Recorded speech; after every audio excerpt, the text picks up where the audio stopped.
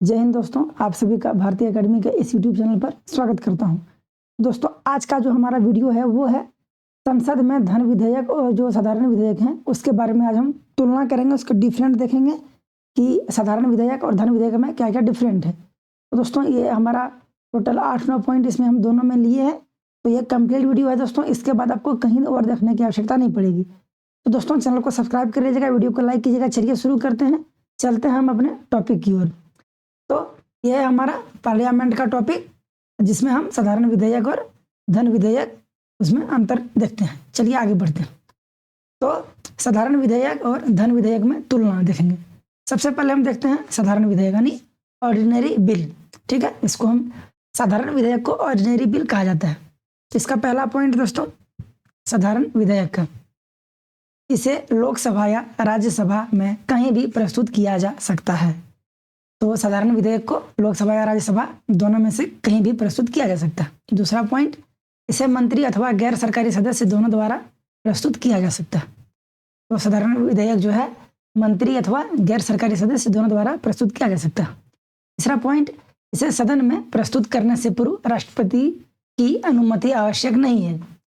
ठीक है दोस्तों, तो अगर इसको प्रस्तुत करने के पहले जो है राष्ट्रपति की अनुमति लेना कोई आवश्यक नहीं है। चौथा पॉइंट, इसे राज्यसभा द्वारा संशोधित या अस्वीकृत किया जा सकता है। ओके, अगला पॉइंट है, इसे राज्यसभा अधिकतम 6 माह के लिए रोक सकती है। तो धन विधेयक को जो है राज्यसभा अधिकतम 6 महीने के लिए रोक सकती है और इसे अस्वीकृत भी किया जा सकता है या फिर संशोधित भी किया जा सकता है राज्यसभा द्वारा। अगला पॉइंट है, इसे राज्यसभा में भेजने के लिए लोकसभा अध्यक्ष के द्वारा प्रमाणित किए जाने की आवश्यकता नहीं है। तो दोस्तों, लोकसभा अध्यक्ष के द्वारा जो है इसे राज्यसभा भेजने के लिए प्रमाणित करने की आवश्यकता नहीं है। सातवां पॉइंट, दोनों सदनों में असहमति की स्थिति में राष्ट्रपति दोनों सदनों की संयुक्त बैठक बुला सकता है। इसे दोनों सदनों में पारित होने के बाद राष्ट्रपति के हस्ताक्षर के लिए भेजा जाता है। तो ये हो गया कि दोनों सदनों में असहमति की स्थिति में राष्ट्रपति दोनों सदनों की संयुक्त बैठक बुला सकती है और दोनों सदनों में पारित होने के बाद इसे राष्ट्रपति हस्ताक्षर के लिए भेजा जा सकता है। आठवां पॉइंट, यह विधेयक लोकसभा में अस्वीकृत होने पर सरकार को त्यागपत्र देना पड़ सकता है यदि इसे मंत्री ने प्रस्तुत किया हो। ठीक है दोस्तों, अगला पॉइंट है, इसे राष्ट्रपति द्वारा स्वीकृत या अस्वीकृत किया जा सकता है अथवा पुनर्विचार के लिए भेजा जा सकता है। तो दोस्तों, ये थे टोटल 9 पॉइंट ऑर्डिनरी बिल का यानी साधारण विधेयक का 9 पॉइंट इसमें हम देखे। तो अब हम देखते हैं, आगे बढ़ते हैं और हम देखते हैं दूसरे वाले में। ठीक है, तो साधारण विधेयक में है कि लोकसभा या राज्यसभा कहीं भी प्रस्तुत किया जा सकता है। इसे मंत्री अथवा गैर सरकारी सदस्य द्वारा प्रस्तुत किया जा सकता है। सदन में प्रस्तुत करने से पहले राष्ट्रपति की अनुमति लेना आवश्यक नहीं है। इसे राज्यसभा द्वारा संशोधित या स्वीकृत किया जा सकता है। इसे राज्यसभा अधिकतम 6 माह के लिए रोक सकती है।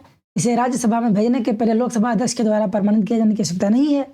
दोनों सदनों में असहमति की स्थिति में राष्ट्रपति दोनों सदनों की संयुक्त बैठक बुला सकती है और इसे दोनों सदनों में पारित होने के बाद ही राष्ट्रपति के हस्ताक्षर के लिए भेजा जाता है। अगला पॉइंट है इसमें, यह विधेयक लोकसभा में अस्वीकृत होने पर सरकार को त्यागपत्र देना पड़ सकता है यदि इसे मंत्री ने प्रस्तुत किया है। अगला पॉइंट है, इसे राष्ट्रपति द्वारा स्वीकृत या अस्वीकृत किया जा सकता है अथवा पुनर्विचार के लिए भेजा जा सकता है। अब हम देखते हैं धन विधेयक यानी मनी बिल।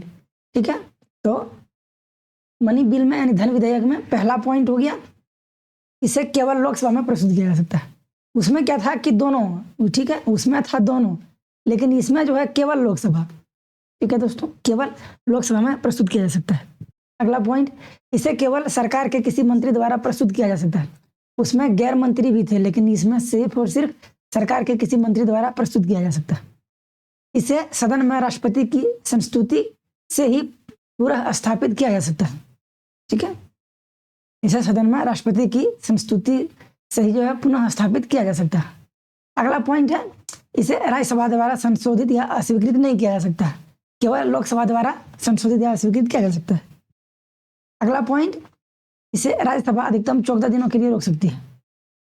उसमें अधिकतम 6 माह था दोस्तों राज्यसभा, लेकिन इसमें जो है केवल और केवल अधिकतम जो है 14 डेज के लिए रोक सकती है। ठीक है, छठा पॉइंट, इसे लोकसभा अध्यक्ष के द्वारा धन विधेयक के रूप में प्रमाणित किए जाने की आवश्यकता है। तो लोकसभा अध्यक्ष के द्वारा जो है धन विधेयक के रूप में प्रमाणित किए जाने की आवश्यकता है। सातवां पॉइंट, इसमें दोनों सदनों के बीच असहमति का कोई अवसर नहीं होता है, इसलिए संयुक्त बैठक का कोई प्रावधान नहीं है। इसे केवल लोकसभा से पारित होने के बाद राष्ट्रपति के हस्ताक्षर के लिए भेजा जाता है। उसमें दोस्तों दोनों सदनों में असहमति होती थी तो जो है बैठक होती थी, उसके बाद जो है सहमति होने के बाद हस्ताक्षर होता था, लेकिन इसमें ऐसा नहीं है। इसमें केवल और केवल जो है लोकसभा का ही होता है। ठीक है, अगला पॉइंट है, यह धन विधेयक लोकसभा में अस्वीकृत होने पर सरकार को त्यागपत्र देना पड़ सकता है। ये था इसमें 8वां पॉइंट।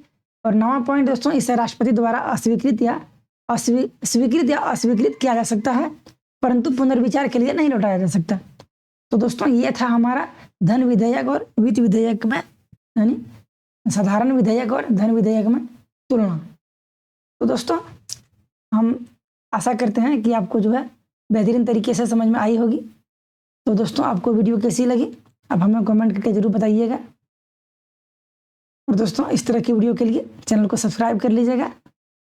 ठीक है, तो चलिए आप सभी का बहुत बहुत धन्यवाद, थैंक यू वीडियो में बने रहने के लिए। तो दोस्तों चैनल को सब्सक्राइब कर लीजिएगा, लाइक कीजिएगा और कमेंट करके बताइएगा आपको वीडियो कैसी लगी।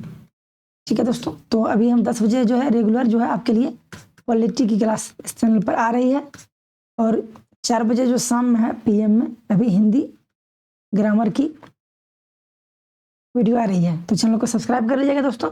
मिलते हैं अगले वीडियो में, तब तक के लिए धन्यवाद, थैंक यू सो मच।